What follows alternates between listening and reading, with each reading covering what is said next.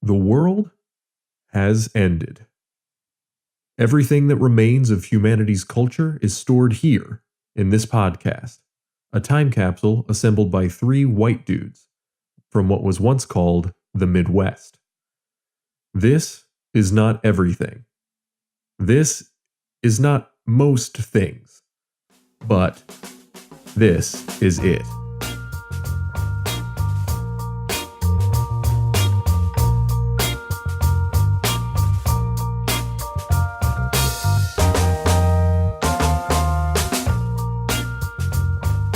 Hello and welcome to another episode of This Is It, a pop culture podcast for the end of the world. I am Sam Webb. And I'm Gabe Webb. And I'm Daniel Osborne. And we're just here to help you in your dark, stormy future, wishing it was stormy, inconsistent about whether it's stormy or not stormy future. To just really grasp it, the little straws of pop culture that we're offering to you. Now, I know the great flatulence of 3035 caused a new continental drift, which makes all maps unusable. This is not a useful map, but it is a map to pop culture. Yeah, this is not the North Star of North Stars before the North Star exploded. This is the North Star of how to maybe articulate what we used to watch and listen to. It's the Ark of the Covenant. But if only God gave us really weird stuff that wasn't very helpful. If God only gave us Raiders of the Lost Ark. Yes. Yes. Ugh. I regret starting that. Like, it's the blank of blank. It's the sucking the poison out of the snake bite of pop culture understanding. Yep. It's not particularly useful, but everyone says to do it. Yeah, everyone seems to think it might be. Anyway, so this time I thought we could talk about our parents' music. Okay. All right. Which is a topic that I think has a lot of layers to it in terms of like how we grow up and what we attach to our childhood, but also like parents, our attitudes towards them, and like how that changes. Because at least for me, as someone who is like a very much a music person, a lot of the earliest memories I have are assigned to or attached to songs. Some of them wildly inappropriate for a child of the age I was. Because growing up, my mom was like, one example of this is just that growing up, my mom only ever worked part-time or even was able to take a lot of time or even like whole years off. So I just remember spending a lot of time with her alone in the car in our like, I don't know, whatever it was, probably like a Chevy Astro. It was like this big blue van, like listening to cassettes. Oh yeah. Because that's what we had of like Phil Collins, Sting. My mom loves Sting. And Eric Clapton especially, and a song that like I think was totally lost on me as a child, but I definitely remember listening to a lot was Eric Clapton's Cocaine. Oh God. Yeah, I mean, I don't know that I've listened to it as an adult, but I know the song like exactly. So I'd be curious if either of you actually have, and it doesn't even necessarily have to be like a parent, but is there like a song that sticks out to you in a particular time, especially as it might relate to a person? It's a thinker. Yeah, I wasn't prepared for this line of question. I'll provide a horribly embarrassing example of this while I give you guys some time to think other than my cocaine addiction. I very closely associate Coldplay's Yellow to one particular point in my young life. Oh yeah. Because we were like it was a day when my mom and I were driving to Champaign, Illinois to pick my older brother up from the University of Illinois. and it came on like the college radio station, and it was like super late at night, and I was in 5th grade, so like you feel like kind of cool and a little bit privileged because like you're staying up late on a school night to like go pick up your cool older college brother. Oh yeah. And you're like listening to the cool college radio station. Oh my gosh. And we stopped at like the cool college pizza place. Whoa. And we like got one to go, and I'm just like in the back of our minivan, like in the back seat by myself, like eating this pizza, and the song comes on, and like for some reason I like really associate it with that moment. Oh and yeah, that's awesome. That's now what I think about when I hear that song, which is a horrible thing because it's like this kind of like a dopey but still like heartwarming memory attached to like literally the worst song ever.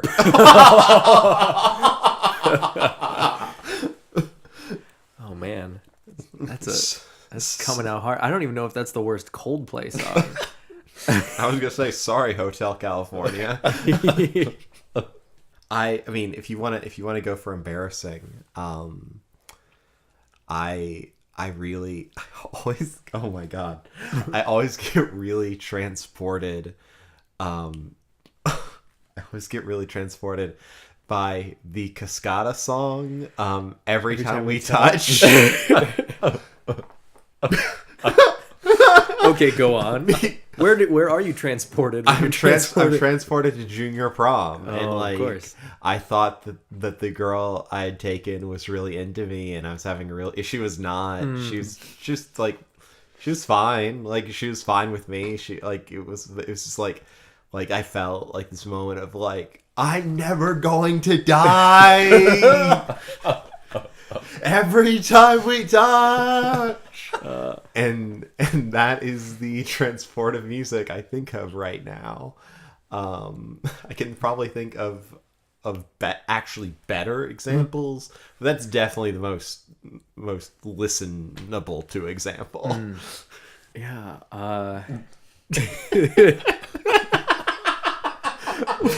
Well, I was trying to come up with an answer, and what's hilarious is that I too have an emotional touchstone with Cascada's Every Time We Touch. Yes. For me, I was a part of a summer program in between my junior and senior year of high school on a college campus with a bunch of people who were also at the same point between their junior and senior year of high school. So it's like this really nice, fun, like thing where you're kind of like pretending like you're in college, and it's all this stuff, and so you feel like a little adult. And one of the things that happened, which should have been an indication that we weren't adults, was that we kept having talent shows. And in the first one of these, like, so it's all these like kind of awkward kids. It was like an academically focused thing, and so this talent show, like, barely anybody signed up for the first of them, except for this group of dudes who learned a choreographed dance to Every Time We Touch, and proceeded to like, that was the first time I'd heard that song. So like the fact that I was witnessing it with this bizarre four like dorky white dudes in identical outfits doing this full body dance to Every Time We Touch, and like when the music like picks up, they like changed. It was just like, yeah, I have a warm place in my heart for that very stupid song as well. I like the fact, the trending topic of we are all talking about songs that we logically recognize are very not good. So at the risk of derailing this, but I think heading towards more laughs, when Gabe, when you proposed the idea of your parents' music, I think the idea is like music your parents listened to, like that kind. I actually got thrown back immediately to the music my dad made. Mm-hmm. And so that's why I'm gonna have you play the track I queued up. Okay, here goes. Oh man.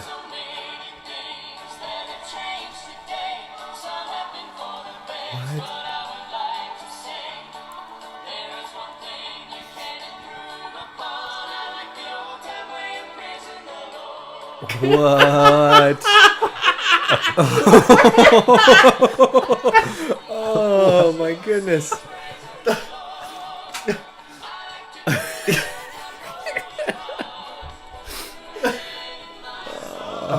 All right, I think we can. Okay. That is my dad and his band Covenant, performing "The Old Time Way," as part of a condition of getting to bring me. It's all fair use. It's not copyright. I do want to mention that at one point, one of their tracks, "Lord of Heaven," did make it to the top 100 Southern Gospel music charts. There you go. But that really sets up my parents' music for you. It only gets marginally better from there. My parents are both raised in really religious households, and I was as well. And so the conversations going forward where you guys talk about, like, I don't know, I'm guessing classic rock and stuff. I have zero idea what you're talking about. I cannot name an Eric Clapton song. You had me lost until you started talking about Yellow. That's about where I come in. Yeah, because Coldplay is every good Christian boy's introduction to secular music of our age. If U2 isn't available, Oh, that's Coldplay true. is also Yeah, there. they're- So, like, I grew up with artists like Stephen Curtis Chapman and Point of Grace, which Jars of Clay, maybe. yeah, but with Point of Grace, if you haven't heard it, you've probably heard the Chipmunks, and that's close enough. Oh, God. And so all of this music, I just almost on the whole just don't care for anymore. Like, it all sounds the same. If I'm looking for a radio station and I go through the Christian stations, it's the exact same music I heard growing up in the 90s. It hasn't turned over. Like, it's all the same sound. And I'm not just meaning to take a crap on a whole genre, but my parents' music experience is very different from a lot of other people's parental music experience. Yeah. And I mean, I think that does to some degree, even like, yeah, because your dad wrote that song. Oh no, that's a cover. Oh, okay. Yeah. But they like produced. That's Yeah, my dad produced that record, okay. and he sang. He was one of the voices. It's a trio. Which I think one of the interesting things about like the music your parents listen to that you then sort of like unconsciously carry for the rest of your life is that it can just like swing wildly between very cool because like you got to listen to like this. Well, I think let me back up a little. I think when we talk about music, a lot of the music that we listen to is in some way like a reflection of us and our sort of like ideal state, you know?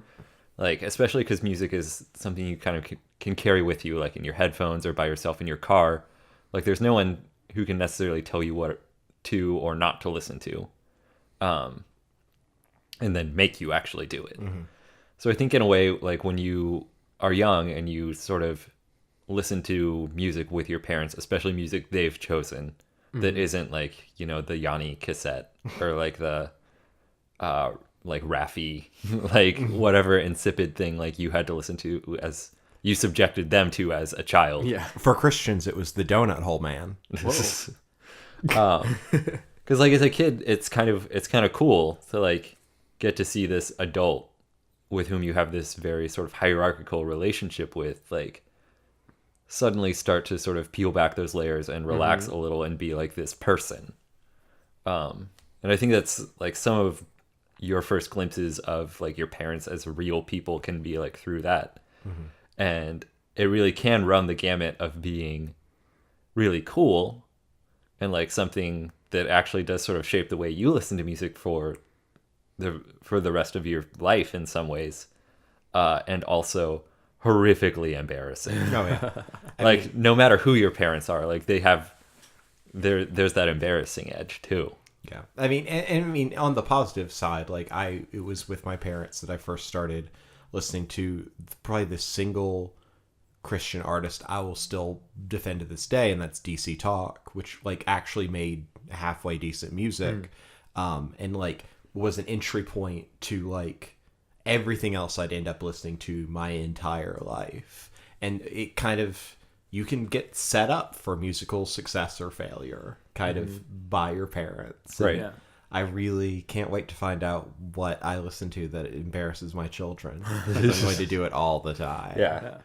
I definitely have some like music that was like what my parents listened to and was very like kind of their, just getting to see their personality through what they were choosing and that sort of thing. But one of the, before I even got to that age where I was listening to stuff in the car with them and whatever, one of my earliest memories is so my parents met doing community musical theater. No. Yeah. I didn't know this. Yeah, so my parents both were doing community musical theater when they met in their small town. And so one of the songs that like I have memories of, like potentially one of my earliest memories, it was like daycare. I remember singing all of the words to the like title track from the musical Oklahoma. Yeah. Because my parents met in musical theater in Oklahoma. And so it like, I don't have any memories of them teaching it to me, but I have memories of knowing all of the words. It's because it's in your blood. Like, Yeah, it's in your no, genes. like, It's coded it's there. And to this day, it's the only reason I know how to spell the word Oklahoma. And, I love the idea that you never would have picked that up otherwise. probably not. I'm a terrible speller, and I knew how to spell that before I knew how to read. Like I knew how to say out loud all of the letters, and then So and it's just, I have a memory specifically talking about embarrassing. I was a tiny child, on one of those little like springy horses. Yeah. You know, like that, Yeah. like based in concrete that little kids just like spring back and forth and are probably gonna like no longer be a thing in the future because they're dangerous. Or you're using it for traps to catch your breath. They need to melt down that metal to build a piece of armor. Oh yeah, no, that, or maybe it's you're using it to kind of like train your future warriors in your Ender's Game style universe where all of your 11-year-olds are who you're going to put on the forefront of battle. Oh, I just assumed people were tiny in the future. Oh yeah, that's malnourishment really caught up to them. But no, I remember sitting on one of those springy horses and singing the entirety of that song. I don't remember if anybody else was there. It's so much better than I ever could imagine. And then, as if to contrast, if there's any way to contrast this anymore, I have this very specific memory of my dad kind of in his first instance of being like, I'm going to introduce you to something that I like, my music. And we were driving, it was about an hour-long trip. It was just the two of us, and we listened to the entirety of Pink Floyd's Dark Side of the Moon, like end to end. And to this day, like that was when I learned how like that albums were a thing, that like you could just sit and that there was an idea of like producing an album. Like I sourced that knowledge back to that car ride, and like seeing my dad react to things he'd heard a billion times, and like kind of picking up on that was like very like, oh, okay. And then so I had this baseline of like, I like classic rock now, cool. And then that like there was a weird phase in the middle there. I circled back and eventually just liked the Pink Floyds and the whatnots, but there was a weird middle phase where Bon Jovi snuck in there somehow. and that was all me. That was like 11-year-old me trying to like improvise my way into like, look, I've got my own taste of classic rock music, and that was somehow where I landed. But it was all coming from that place of like the classic rock sound, like the Beatles and Pink Floyd and those. Yeah, I think there's an element in talking about your parents' music, where rejection of the music is kind of a part of it. Like, right. Yeah. Like there's kind of this mutual rejection of your parents saying like, that's not music, it's just noise. Just exactly what they heard from their parents. There's also music of like, there's also the rejection of like kids saying like, that's terrible, mom and dad. Like that's awful. That's awful that I still like hold on to. amid their Gaithers and What Have It's and Southern gospel music, my mom, I think a lot through her brother, listened to a fair amount of like classic rock, and my mom really latched on to the Beatles. But only the worst parts of the catalog.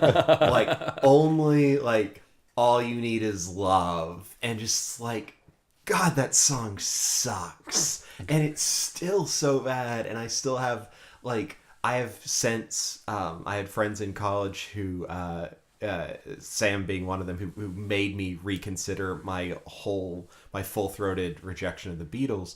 There's still parts of that catalog that is garbage. Oh yeah. And I won't come around. I won't come around on All You Need Is Love. Like, Hey Jude on a good day, but like All You Need Is Love, there's no way. I think it's interesting. Somehow I missed this whole Beatles, anti-Beatles thing you had. Yeah. But that's interesting because I feel like that is a controversial opinion that we both share. Yeah. Like, I am not a Beatles fan. No. Almost entirely out on that one. See, and going back to like my early experience with the things that I found out were cool from my parents, the Beatles stuff that I really like is like the White Album, where it's a little bit more trippy and out there and more album produced than just like individual, like the All You Need Is Love, like the one album or whatever, like of just their top singles has never really been my jam. But at the same time, like the Beatles was such a pervasive, like that was all over my like car rides growing up, that like I almost feel like I can't have an opinion on that. Like that they sort of predate my interests to where they're just kind of there, sort of like the Oklahoma song. Yeah. It's a pre-philosophical opinion. Yeah, like that. I just like, it's kind of like I learn. It was almost like just learning about music rather than like having an opinion about it. Because my parents introduced it to me so early that it's just kind of, it's sort of background noise. Yeah. Yeah. And I mean, that's maybe an interesting segue into one of my like stalwart picks for this conversation. Whenever it comes up is James Taylor, like any and all James Taylor. Both of my parents love James Taylor. Yeah. My mom loves James Taylor. My mom also moms love James Moms Taylor. love Moms love James Taylor. Kid tested, mother approved. But so the thing about James Taylor is, similarly, I can sort of describe him as being a part of my pre-opinion formation. But the interesting thing is that I think to this day, I almost listen to no James Taylor. But I listen to a lot of singer-songwriters. Yeah. I mean, you two know my love of like Sufjan Stevens, who absolutely. is incredibly singer-songwritery. Yeah. Yes. But also like Elliott Smith, and so like that. It always does kind of make me wonder, like, to what degree that even these sort of background noises that we have as like growing up, really like influence our later. With or without like our perceptions of our parents included, like the way they work on us.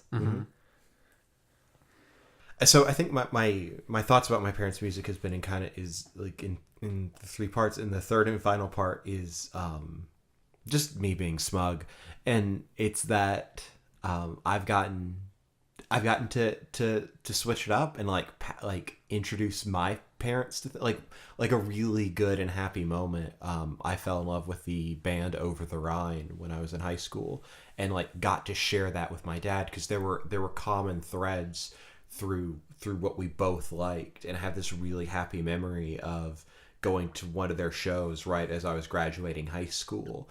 And so it's now this kind of thing that we share, and there are things that he's given me that I appreciate despite my making fun of it at the top of the show. And there's it kind of, as I've grown into adulthood, the mutual sharing of music as a common relational language is something I'm really grateful for. Right. Yeah. And there's, and I would say that sort of like transaction or that sort of exchange of like influencing is definitely something that I've noticed like with older siblings too. Okay. Like my oldest brother is probably one reason that I really like electronic music. It's a lot of what he listened to. He's 10 years older than me, for the listeners. So I was exposed to it a lot as a fairly young child. Like Bjork's Homogenic is one of the earliest albums that I have like a memory of, which is like totally bizarre. Yeah. I was like 7. Siblings introduced a completely different element than Dan and I are both oldest children. So yeah, that I hadn't even really thought about the fact that like you have this midpoint of like the older than you, but still very young and in their own way rejecting parent music. Right. Yeah, and they're probably maybe a more prime example of like rejecting parent music because you know, both of my older brothers came of age in the like groundswell of alternative and grunge.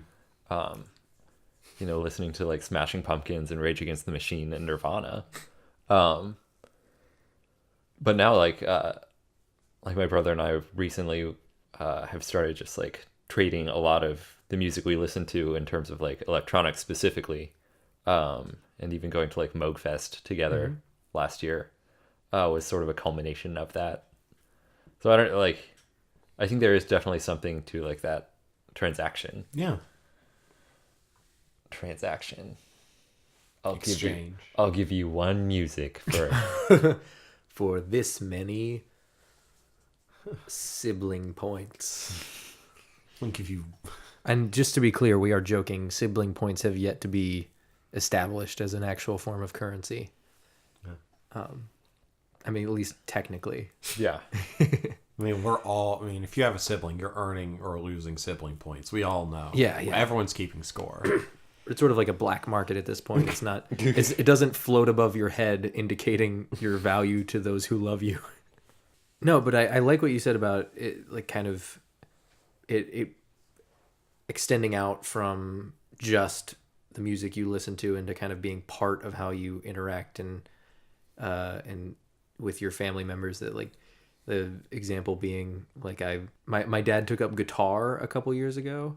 And like for Christmas one year, all of my gifts were like I just Googled the lead guitarist of Pink Floyd and bought the effects pedals that he used on the like, and it was just this like this nice like Sweet. where it's about like both returning to that like earlier connection point and sort of revisiting it in a different way. Where like when you have something that you can bring to the table now in whatever form.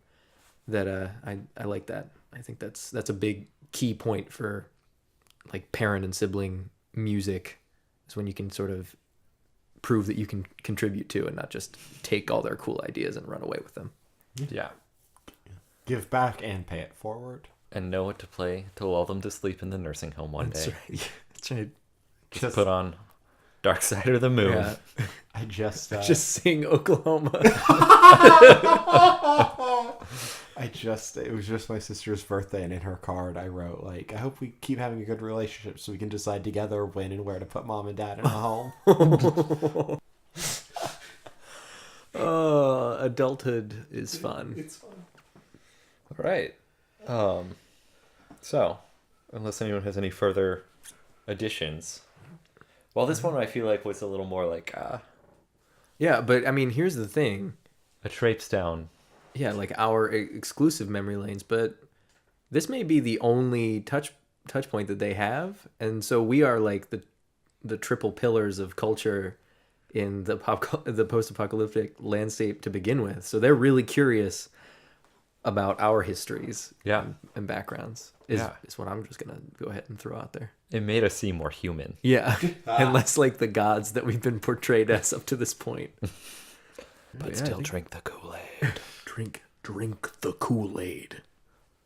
That That's an inside joke. You guys will get someday. Yeah, yeah. When you climb the ladder of success that we lay out for you and ascend to the top tier of This Is It-dom.